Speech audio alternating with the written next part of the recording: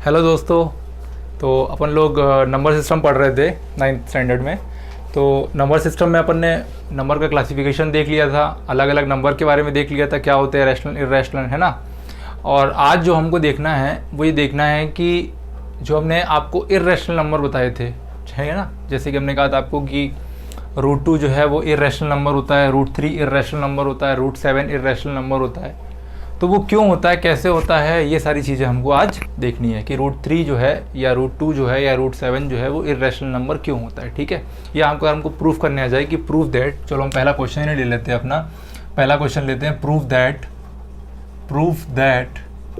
√2 is a irrational number, ठीक है। मुझे प्रूफ करना है कि √2 जो है एक इर्रेशनल नंबर है। कि भाई आप बोलोगे सर, आप बोलते तो रहते हो कि √2 इर्रेशनल है, लेकिन इसको प्रूफ करो, ठीक है। तो अपन इसको आज प्रूफ करने जा रहे हैं और बिलीव करो आपके एग्जाम में डेफिनेटली आएगा, ठीक है, कि √2 को आप इर्रेशनल नंबर प्रूफ करो। या √3 को आ सकता है, या √7 √5 कुछ भी आ सकता है, ठीक है। तो चलो देखो, हम सबसे पहले क्या करते हैं कि इस √2 को सोल्यूशन लिखते हैं। Let √2 be a rational number. हम क्या मान लेते हैं कि √2 क्या है, एक रैशनल नंबर है, ठीक है। √2 क्या है, एक रैशनल नंबर है। अगर एक √2 जो है जो √2 है अगर ये रैशनल नंबर होगा तो मतलब कि हमने आपको सबसे पहली कंडीशन बताई थी कि √2 को अपन किसके फॉर्म में लिख सकते हैं। अगर √2 रैशनल नंबर है और रैशनल नंबर को हम P/Q के फॉर्म में लिखते थे। P/Q लिखो, A/B लिखो, कुछ भी लिखो, वो तो आपके ऊपर है, ठीक है। तो मतलब हम इसको लिख सकते हैं A/B के फॉर्म में, ठीक है, A/B के फॉर्म में। तो मैं इसको ऐसा लिख सकता हूँ क्या कि √2 बराबर A/B, ठीक है। क्योंकि अगर मैंने √2 को रैशनल नंबर माना है तो रैशनल नंबर का कंडीशन क्या होता है कि रैशनल नंबर जो है P/Q के फॉर्म में होना चाहिए, क्यों की वैल्यू 0 नहीं होनी चाहिए। या फिर आप बोल सकते हो कि रैशनल नंबर A/B के फॉर्म में होता है, B की वैल्यू 0 नहीं होनी चाहिए, ठीक है। ये मैंने माना है, ठीक है। ये होती है रैशनल नंबर की कंडीशन जो मैंने आपको बताई है पहले से। अब देखो, मैं यहाँ पे एक चीज और कंज्यूम कर लेता हूँ कि A और B जो है आर को प्राइम नंबर्स, ठीक है। कि A और B जो है वो को प्राइम नंबर है। को प्राइम नंबर का मतलब क्या होता है कि इन दोनों के बीच में कॉमन कुछ भी नहीं है। को प्राइम का मतलब ये होता है कि इन दोनों के बीच में कॉमन कुछ भी नहीं है। तो बात आती है कि सर आप एग्जांपल दे दो कि को प्राइम नंबर होते क्या है। जैसे कि मैंने बोला 2 और 3 ले लो, 2 और 3 में कॉमन क्या है, 1 है केवल, और कुछ भी नहीं है। तो को प्राइम नंबर वो नंबर होते हैं जिनका कॉमन फैक्टर क्या होता है, 1, केवल 1, इसके अलावा कुछ नहीं। या आप ले लो 4 और 5 ले लो आप, ठीक है। 4 5 मतलब आप 5 और 7 ले लो, 5 और 7 ले लो, 11 13 ले लो, ठीक है। ये सारे के सारे नंबर क्या है, को प्राइम नंबर्स हैं। ये को प्राइम है, ये को प्राइम नंबर है। इनके बीच में कॉमन क्या है, केवल और केवल 1 कॉमन है, केवल और केवल 1 कॉमन। तो ये क्या है, को प्राइम नंबर है, ठीक है। तो यहाँ तक तो अपनी बात क्लियर हो गई कि A और B क्या है, हमने सपोज किए हैं को प्राइम नंबर है, ठीक है। अब देखो, अब हम क्या करते हैं, इसको दोनों साइड स्क्वायर करते हैं। तो स्क्वायरिंग बोथ साइड स्क्वायर करते हैं, ठीक है। तो अब क्या होगा, ये हो जाएगा √2 का होल स्क्वायर बराबर A/B का होल स्क्वायर। √2 का स्क्वायर कितना होता है, 2 बराबर A²/B², ये आ गया। अब देखो, इसके बाद तो कंडीशन अपन यहाँ करते हैं। देखो, तो मतलब कि 2 की वैल्यू 2 इक्वल्स टू कितना आ गया, A²/B²। तो मैं यहाँ पे लिख सकता हूँ कि 2 × B² बराबर A², ठीक। अब थोड़ा ध्यान से देखना इस चीज़ को। इसका मतलब क्या होता है कि जो 2 है, जो मेरा 2 है वो A² को डिवाइड कर रहा होगा पूरी तरीके से। इसका मतलब क्या होता है कि जो 2 है वो A² को डिवाइड कर रहा होगा, मतलब 2 डिवाइड्स A²। और जब 2 A² को डिवाइड कर रहा है तो 2 ऑल्सो डिवाइड A, तो 2 A को भी डिवाइड कर रहा होगा। एग्जाम्पल के लिए ले लो, आप एग्जाम्पल के लिए ले लो, समझ में नहीं आ रहा है तो मैंने बोला 2 × 5 ले लो आप। B का वैल्यू आप कहता ले लो 5 ले लो, ठीक है। 2 × 5 कितना हो गया, 10, और 10 क्या आया, A आया। मैंने सपोज किया कि मैंने सपोज किया कि 2 × B बराबर A दिया है। मैंने B का वैल्यू क्या मान लो, 5 मान लो। तो A का वैल्यू कितना निकल के आया, 10 निकल के आया। तो अब देखो, क्या 10 इस 2 से डिवाइड होता है। 10/2 करते हो तो 5 आता है ना, डिवाइड होता है ना। तो डिवाइड इसका मतलब होता है, मतलब ये हमने सही लिखा है। या समझने के लिए एक चीज़ आप ऐसे भी कर लो या समझने के लिए आप ऐसे भी कर लो कि मैंने लेट अस अज्यूम, ये केवल आपको समझाने के लिए, ये आपको लिखना नहीं है, केवल आपको समझाने के लिए कि ये स्टेटमेंट सही है कि नहीं। देखो लेट, अगर हम b का वैल्यू मान लेते हैं फॉर एग्जाम्पल 5 मान लेते हैं, चलो, तो अब देखो इक्वेशन क्या बन रही होगी, 2 × 5 का स्क्वायर बराबर a स्क्वायर, ठीक है। तो अब कितना हो गया, 2 × 5 का स्क्वायर 25 बराबर कितना है a स्क्वायर, 25 दूना मतलब 25 टू कितना हो गया 50, 50 आ गई किसकी वैल्यू, a स्क्वायर की वैल्यू आ गई, a स्क्वायर की वैल्यू कितनी आ गई 50 आ गई। तो मैं देख पा रहा हूँ a स्क्वायर की वैल्यू कितनी है 50 है, और अगर मैं इस a स्क्वायर को 2 से डिवाइड करूँ तो ये डिवाइड हो रहा होगा ना भाई, a स्क्वायर की वैल्यू कितनी आई 50 आई है। तो अगर मैं इसका डिवाइड बाय 2 कर रहा हूँ तो देखो कोटा पूरी तरीके से कट रहा है, पूरी तरीके से कट रहा है, तो मतलब ये कंडीशन मेरी जस्टिफाई हो गई, ठीक है। तो अब देखो इसका मतलब क्या हुआ कि अगर मेरे पास ये दिया है कि 2b² बराबर a स्क्वायर, इसका मतलब क्या हुआ कि 2 जो है a स्क्वायर को पूरी तरीके से डिवाइड कर रहा होगा। जब 2 a स्क्वायर को डिवाइड कर रहा है इसका मतलब 2 a को भी डिवाइड कर रहा होगा, मतलब 2 a को भी डिवाइड कर रहा होगा। तो मैं इसको ऐसा लिख सकता हूँ क्या, 2 × कोई कांस्टेंट टर्म बराबर a, 2 × कोई कांस्टेंट टर्म बराबर a, मैं इसको ऐसा लिख सकता हूँ। 2 × एक कांस्टेंट टर्म मैंने c ले लिया इंटू a, इसको मैं ऐसा लिख सकता हूँ। अब जब मैंने इसको ऐसा लिखा, मेरे पास यहाँ से इसको इक्वेशन नंबर 1 दो, ठीक है। तो मैं यहाँ से देख रहा हूँ कि 2c बराबर a स्क्वायर आया, सॉरी 2c बराबर a आया। अब मैं क्या करता हूँ, इस a का वैल्यू इक्वेशन नंबर 1 में पुट कर देता हूँ। तो मेरे पास क्या आया, 2b बराबर a की वैल्यू कितनी आई थी 2c स्क्वायर लगाया तो स्क्वायर लगा दिया, तो कितना आ गया 2b बराबर 4c स्क्वायर, ठीक है।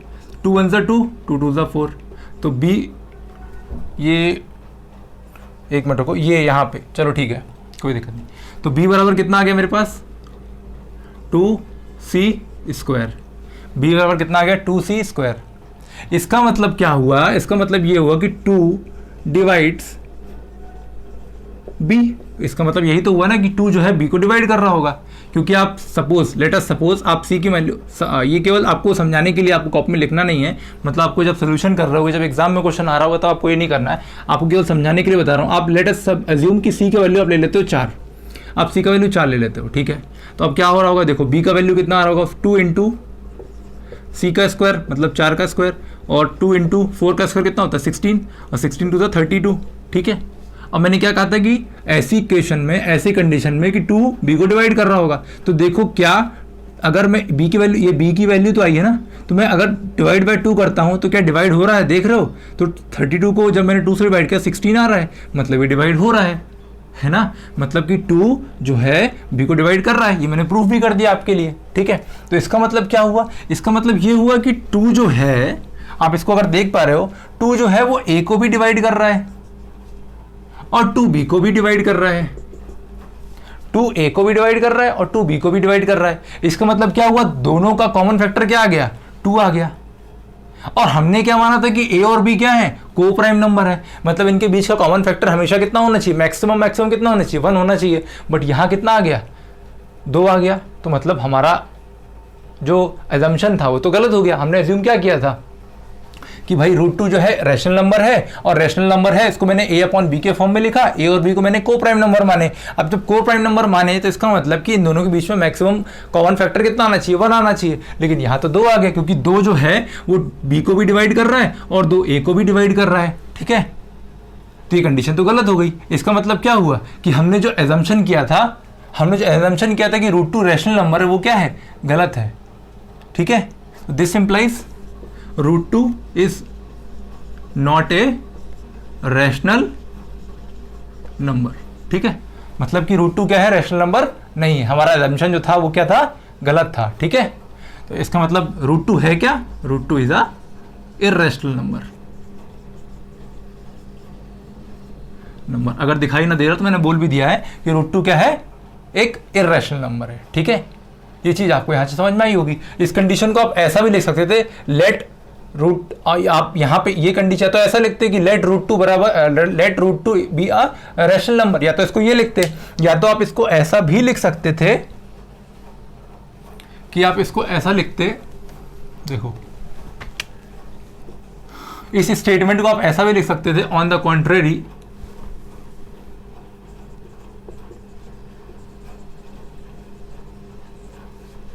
Late √2 be a rational number. ठीक है, मतलब हमको जो दिया था कि √2 इरेशनल नंबर है, हम उसके अगेंस्ट मान लेते हैं कि √2 क्या है, एक रैशनल नंबर है। ठीक है, इस स्टेटमेंट की जगह आप ये भी लिख सकते थे, ऊपर वाला स्टेटमेंट कोई भी लिखो, कोई दिक्कत नहीं है। तो यहाँ से हमने इसको प्रूफ करते हैं कि √2 क्या है, एक इरेशनल नंबर है, रैशनल नंबर नहीं है। ठीक है, सिमिलरली आप √3 भी प्रूफ कर सकते हो। इसको नोट करो, फिर आगे देखते हैं।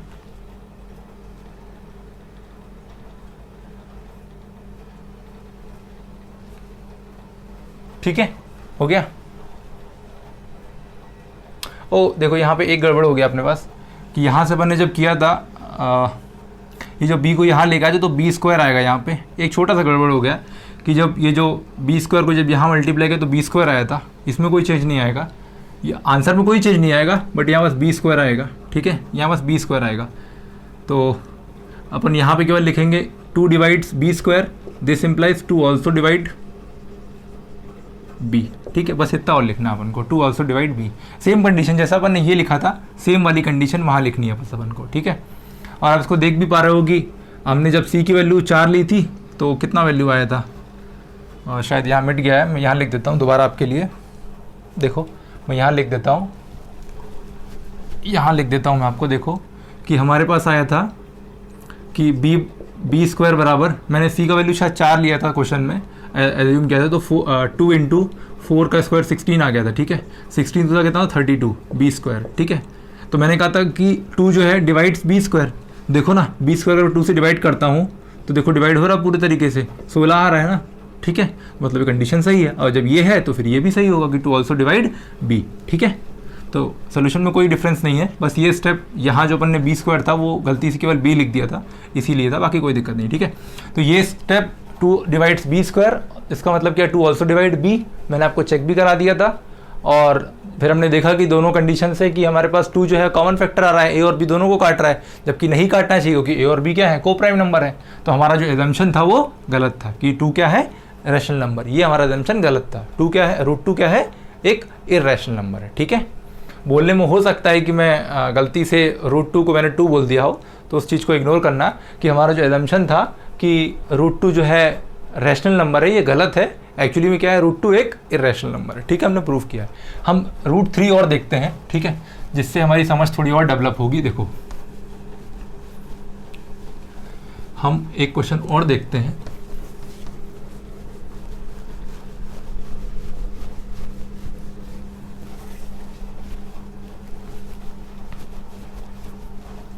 देखो एक क्वेश्चन और देते हैं, प्रूव दैट, ये क्वेश्चन आपको आएगा, √5 इज अ इरैशनल नंबर। ठीक है, हमको प्रूव करना है। तो हम क्या करते हैं, solution, let on the contrary √5 be a rational number. Rational number हम क्या मान लेते हैं कि √5 जो है वो क्या है, रैशनल नंबर है। अब अगर √5 रैशनल नंबर है तो इसका मतलब √5 को अपन लिख सकते हैं कि a/b के फॉर्म में, और a और b क्या है, आर को प्राइम, ये को प्राइम नंबर्स हैं। ठीक है, अब अगर मैं इसको स्क्वायर करता हूँ तो √5 का होल स्क्वायर बराबर a/b का होल स्क्वायर, ये आएगा आपका पास 5, ये आएगा a²/b²। ठीक है, इसमें तो कोई दिक्कत नहीं। फिर मैं इस b² को यहाँ मल्टीप्लाई कर देता हूँ, तो मेरे पास आ रहा होगा 5 × b² बराबर a²। इक्वेशन नंबर 1 दो इसको, तो यहाँ से देख पा रहे होगे कि 5 × b² बराबर कितना है, a²। इसका मतलब क्या हुआ कि 5 डिवाइड्स a², 5 a² को डिवाइड कर रहा होगा, और अगर 5 a² को डिवाइड कर रहा है तो इसका मतलब 5 ऑल्सो डिवाइड a, मतलब 5 a को भी डिवाइड कर रहा होगा। आप एग्जाम्पल ले लो, अगर मेरी बात पे विश्वास नहीं हो रहा तो एग्जाम्पल ले लो। आप लेट अस अज्यूम आप b का वैल्यू मान लो 4, b का वैल्यू मान लो 4 आप। ठीक है, तो आप एक्सप्रेशन क्या होगा, 5 × 4 का स्क्वायर बराबर a² आना चाहिए। ठीक है, तो मेरे पास कितना आ गया, 5 × 4 का स्क्वायर 16, और 16 5 80। ठीक है ना, इक्वल्स टू कितना आ गया, a²। अब देखो क्या ये 5 से डिवाइड हो रहा है, भाई मैंने यही तो बोला था ना कि a 5 डिवाइड्स a², तो a² की वैल्यू कितनी है मेरे पास, a² की वैल्यू 80 आई है। तो क्या मैं इसको 5 से डिवाइड करूं, हो रहा है कि नहीं हो रहा, देखो तो जो मैंने 5 से डिवाइड किया तो डिवाइड हो रहा है, 16 × 85 होता है ना, 16 × 85 होता है, तो मतलब डिवाइड हो रहा है, मतलब मेरा स्टेटमेंट सही लिखे हैं ये, ठीक है। तो जब 5 a² को डिवाइड कर रहा होगा, इसका मतलब कि 5 a को भी डिवाइड कर रहा होगा। जब 5 a² को डिवाइड कर रहा है, इसका मतलब 5 a को भी डिवाइड कर रहा होगा। जब 5 a को डिवाइड कर रहा है, ठीक है, तो ये कंडीशन मैंने यहां लिख के छोड़ दी अभी, ठीक है। जब 5 a को डिवाइड कर रहा है, तब मैं ये मान सकता हूं कि तब मैंने ये माना कि भैया मैंने ये मान लिया यहां पे कि 5 में अगर कोई कांस्टेंट टर्म c का मल्टीप्लाई करता हूं तो बराबर a आना चाहिए। 5 में अगर कोई कांस्टेंट टर्म c का मल्टीप्लाई करता हूं तो a आना चाहिए। अब देखो ये जो a की वैल्यू है, ये जो a की वैल्यू 5c है, ये मैं इक्वेशन नंबर 1 में पुट करता हूं, तो मेरे पास इक्वेशन क्या आ रही होगी, 5 × b² बराबर a की वैल्यू कितनी है, 5 × c का होल स्क्वायर किया। अब देखो कितना आया मेरे पास कि 5 × b² बराबर कितना आएगा, 5 × c², 5 का स्क्वायर 25 × c², 5 × 5, 5 से 25, मतलब b² की वैल्यू कितनी आ गई, 5c², b² की वैल्यू कितनी आ गई, 5c²। इसका मतलब क्या होता है कि 5 जो है वो डिवाइड कर रहा है b² को।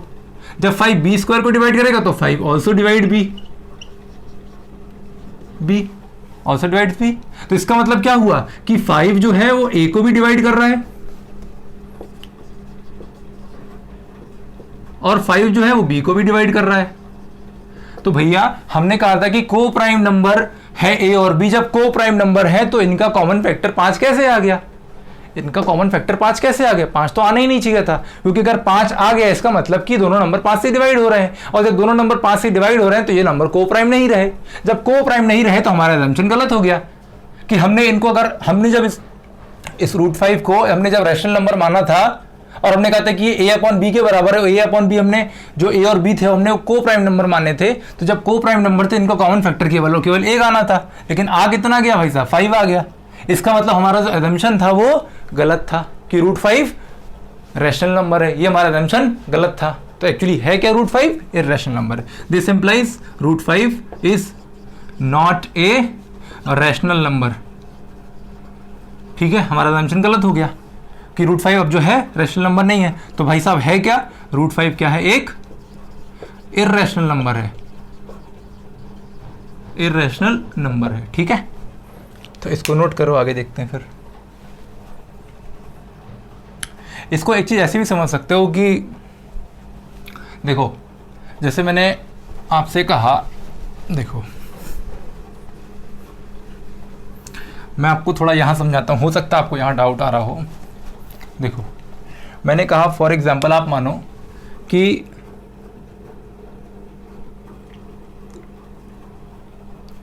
आप मान लेते हैं 100 मान लो, ठीक है, a² की वैल्यू मान लेते हैं 100 आई है, ठीक है। तो अगर a² की वैल्यू 100 है और मैंने कहा अगर 2a² को डिवाइड कर रहा है, अगर 2a² को डिवाइड कर रहा है, इसका मतलब कि जो 2 है वो a को भी डिवाइड करेगा, a को भी डिवाइड करेगा। चेक कर सकते हो, देखो कैसे। मगर यहाँ से a की वैल्यू अगर निकालने जाऊँ तो क्या आ रही होगी, देखो क्या आ रही होगी, यहाँ से जब निकालने जाओगे तो क्या आ रही होगी, आप इसको ऐसे लिखते ना, a = √100, a की वैल्यू कितनी आती है 10। देखो ये आंसर अगेन पार्शियली सही है, पार्शियली गलत है, ये पूरा सही नहीं है। क्यों, क्योंकि इसकी जब एग्जैक्ट वैल्यू निकालने जा रहे होगे ना, इसकी जब एग्जैक्ट वैल्यू निकालने जा रहे होगे a² बराबर 100, तो इसको आप ऐसे करते हो, a² - 100 बराबर 0 करते हो। फिर उसके बाद आप क्या करते हैं, a² - 10 का स्क्वायर बराबर 0। तो यहाँ करते हैं आप a² - b² की फॉर्मूला लगाते हैं, आप क्या आता है a + b और a - b। जब 0 पुट करते तो या तो a + 10 बराबर 0 होता या फिर a - 10 बराबर 0 होता। तो यहाँ से a की वैल्यू आती -10 और यहाँ से a की वैल्यू आती +10, तो दो वैल्यू आई a की। तो आप देख पा रहे होगे कि a² जब 2 से डिवाइड हो रहा था तो देख पा रहे हो कि a भी 2 से डिवाइड हो रहा है।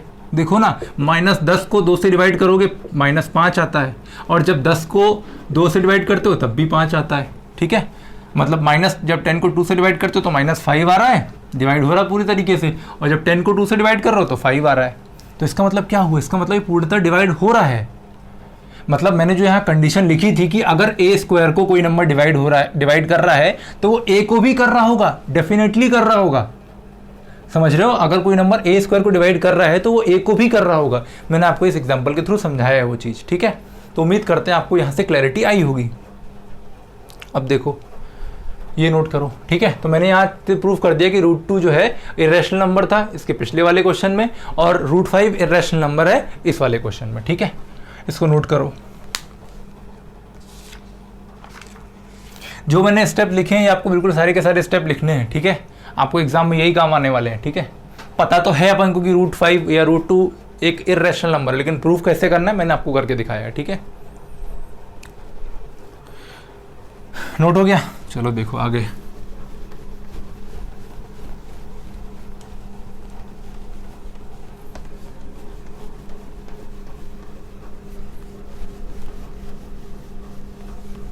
अब मैं आपको कुछ बेसिक चीजें बताने जा रहा हूं जो आपको बहुत काम आने वाली है।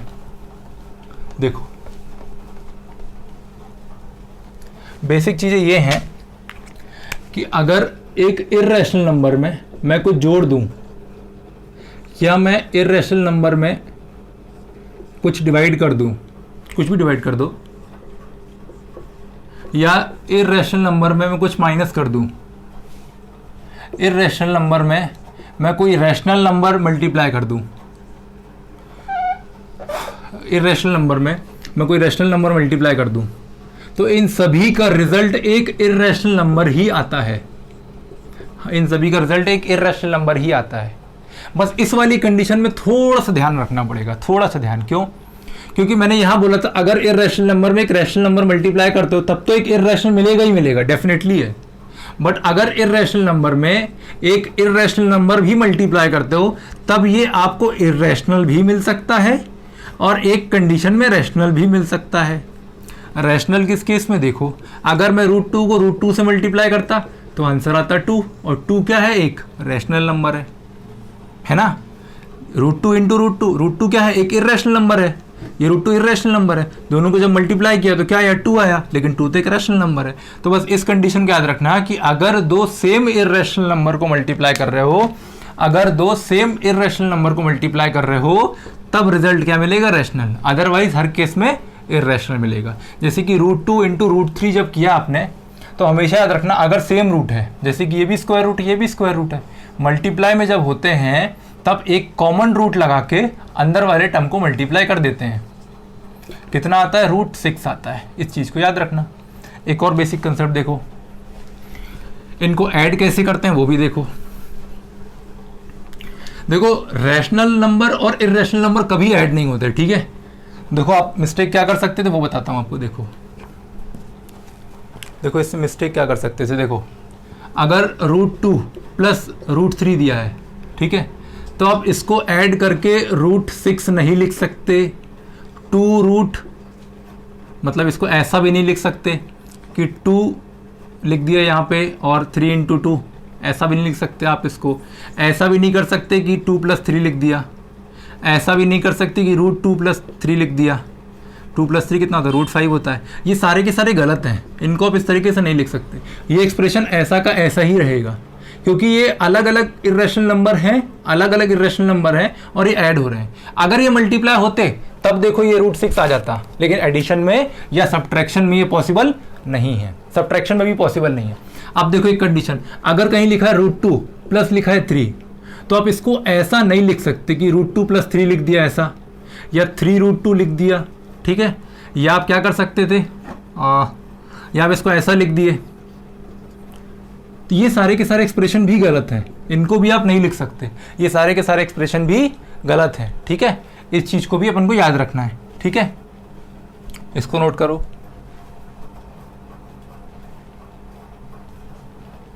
नोट किया? अब देखो एक चीज़ आपको और बताता हूँ लास्ट। देखो, अगर आप इसको ऐसे लिख रहे थे √2 प्लस